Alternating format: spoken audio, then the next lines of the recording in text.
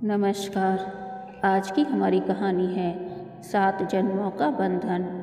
आँखों को मलते हुए उन्नीदे स्वर में महिमा ने हेलो कहा। दूसरी तरफ से सुमन की हड़बड़ाई सी आवाज़ आई। महिमा, आज का अखबार देखा? नहीं, क्या है अखबार में? इडियट, अभी तक सो रही थी क्या? पहले तो सुमन चीखी, पर तुरंत नरम होती हुई बोली, यार, Mrs Parihar is no more. What? चौंक गई महिमा। नींद उड़नछू हो गई थी। क्या कह रही है? Yes, she is dead. Photo के साथ अखबार में खबर छपी है। लेकिन यह हुआ कैसे?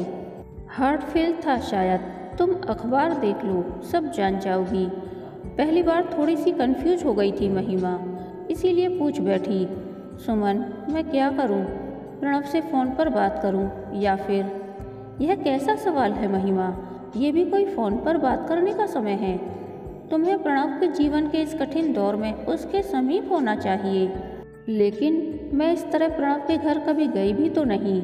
ना सही, पर यह तो मानती हो कि जीवन में कई दौर पहली बार ही आते हैं। तुम जो हो प्रणव के लिए, वो किसी से छुपा नहीं है।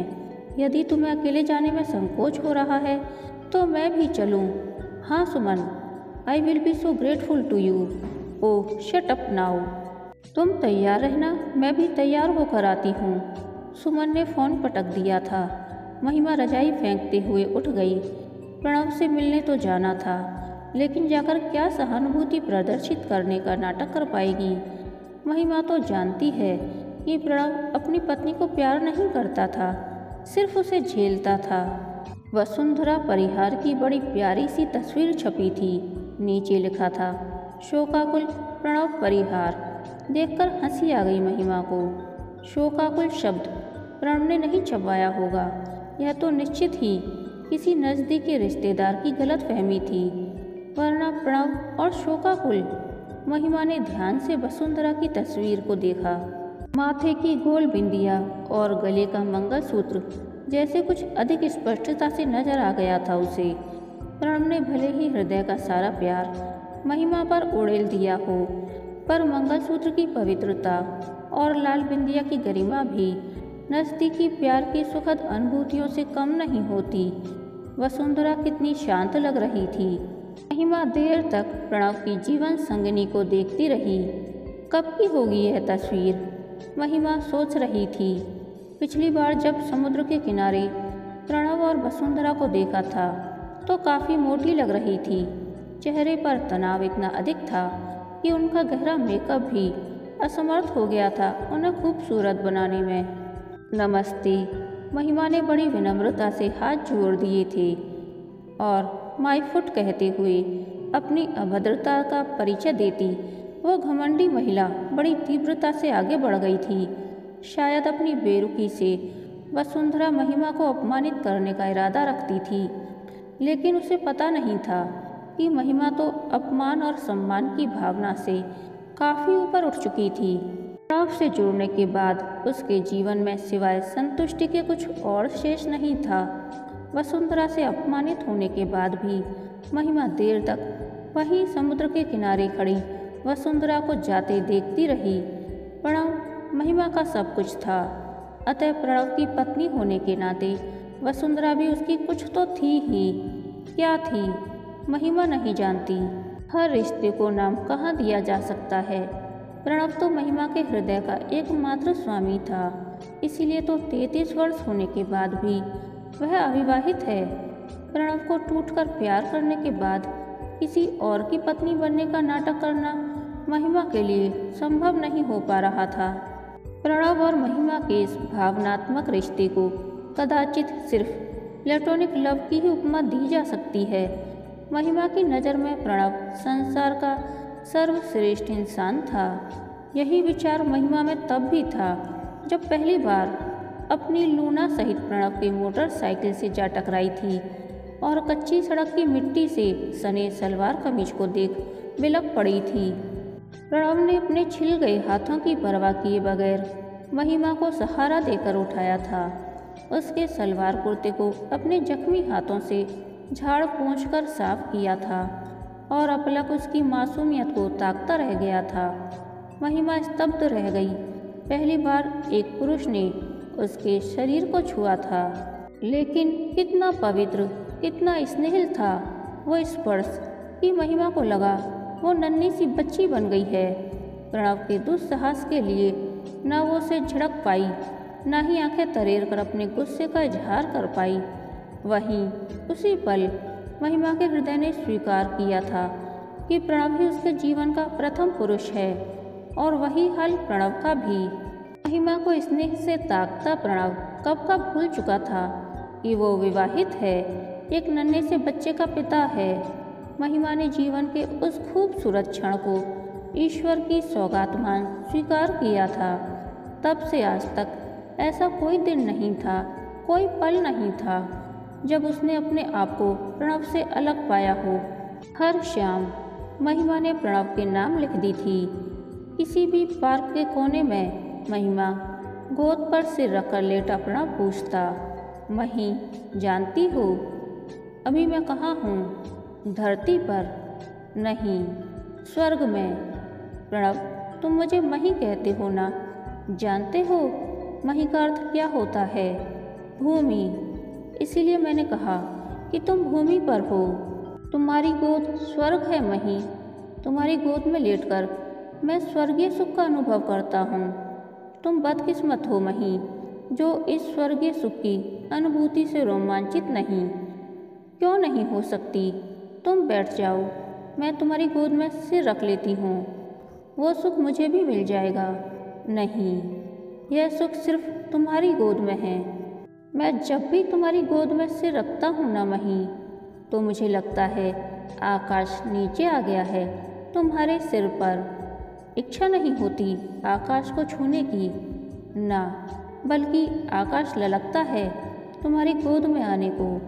प्यार भरा जवाब होता प्रणव का, और महिमा प्रेम अभिभूत प्रणव के माथे पर एक स्नेह चिन्ह अंकित कर देती। जी चाहता प्रणव के सारे दुखों को हर ले, पर प्रणव को दुख बांटने की आदत कहाँ थी। प्रणव, वसु से फिर से झगड़ा तो नहीं हुआ ना? उससे झगड़ा ना हो ऐसा दिन मेरे जीवन में है ही नहीं।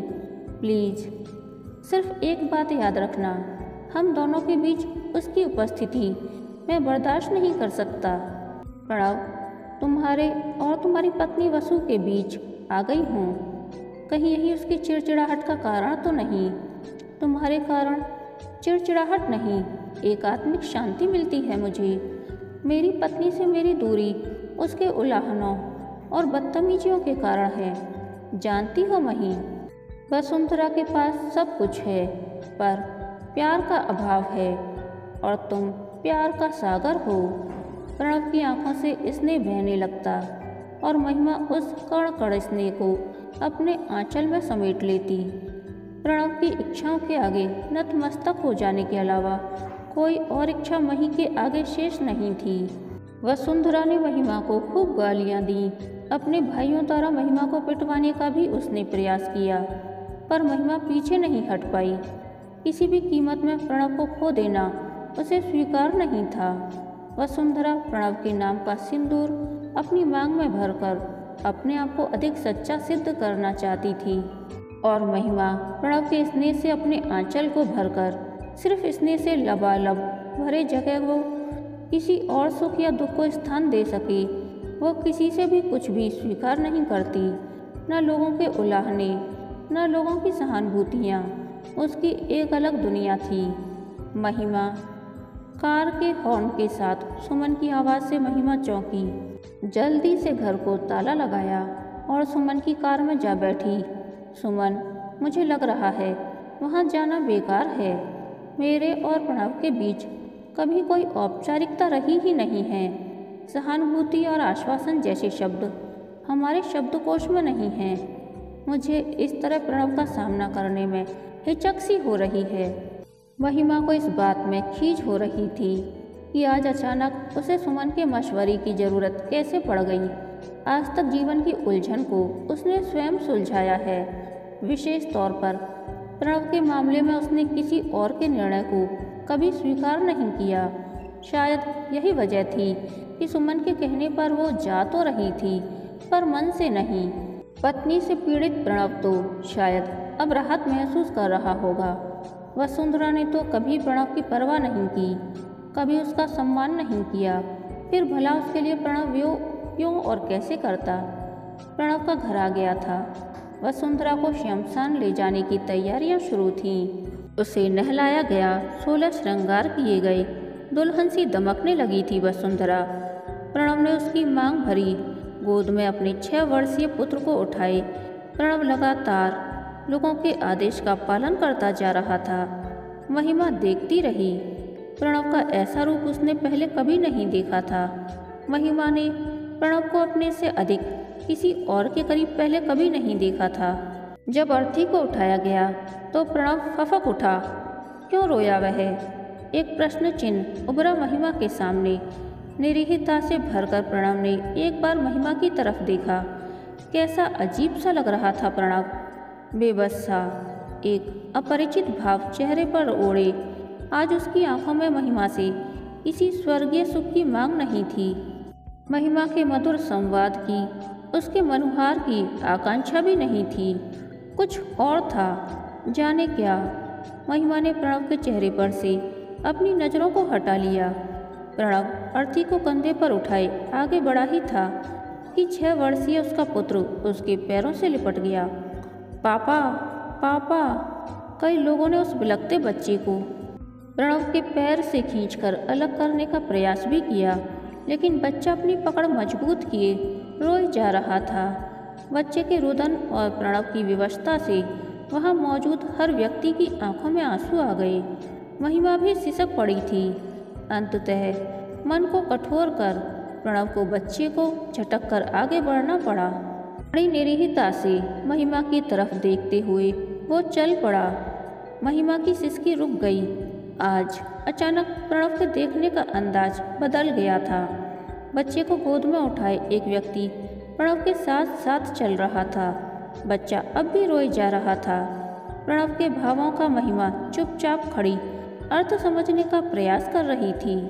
महिमा क्या सोच रही है? कंधे पर हाथ रखते हुए सुमन ने पूछा तो चौंक गई महिमा। कुछ नहीं, अब हमें चलना चाहिए। अरे प्रणव को तो आ जाने दे, देखा नहीं कितना परेशान सा लग रहा था। मही, अब तो तू ही प्रणव की सब कुछ है। तुझे तो अब उस बच्चे की माँ बनकर संभालना होगा। व्हाट डू यू मीन सुमन? चीख पड़ी महिमा और तेजी से उस दमघोटू माहौल से निकल आई।